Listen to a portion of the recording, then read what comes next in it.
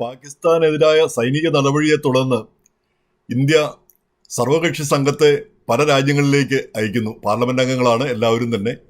അതിൽ ഒരു സംഘം ശശി തരൂരിന്റെ നേതൃത്വത്തിൽ അമേരിക്കയിലും എത്തി. അപ്പൊ ശശി തരൂരിനെ ഇങ്ങോട്ടൊന്നും വിടേണ്ടതില്ല എന്ന് കോൺഗ്രസ് പാർട്ടി തീരുമാനിച്ചുവെങ്കിലും BJP നേരെ മറിച്ച് തീരുമാനിച്ചു. അദ്ദേഹത്തെ വിടാനായിട്ട് തീരുമാനിച്ചു.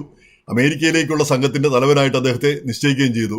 അപ്പൊ അത് കോൺഗ്രസ്സുകാർക്ക് മുഴുവൻ അമർഷമുണ്ടാക്കി. കോൺഗ്രസ് പാർട്ടിക്ക് എതിരായിട്ട് ശശി തരൂർ പ്രവർത്തിക്കുന്നു, അദ്ദേഹത്തെ പുറത്താക്കണം എന്നുവരെ അഭിപ്രായം ഉയർന്നു.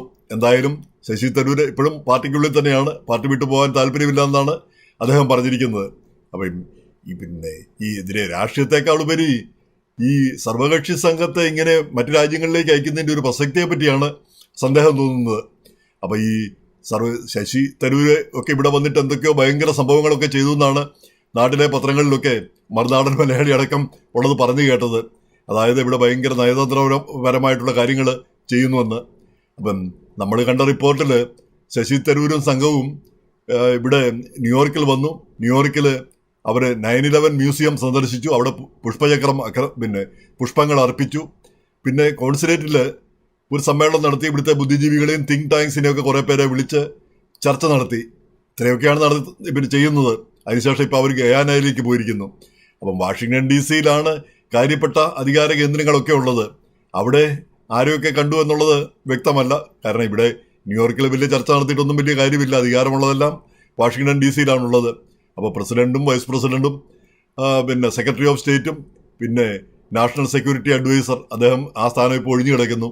അപ്പം അങ്ങനെയൊക്കെയുള്ള കാര്യപ്പെട്ട ആളുകൾ. അപ്പോൾ അവരുമായിട്ടൊക്കെ നമ്മുടെ കോൺസുലേറ്റും നമ്മുടെ എംബസിയൊക്കെ നിരന്തരം ബന്ധപ്പെടുന്നുമുണ്ട്. അപ്പോൾ ആ സാഹചര്യത്തിൽ ഈ സർവകക്ഷി സംഘം വന്നിട്ട് ഇവിടെ അതുകൊണ്ട് എന്താണ് പ്രയോജനമെന്ന് മനസ്സിലാവുന്നില്ല.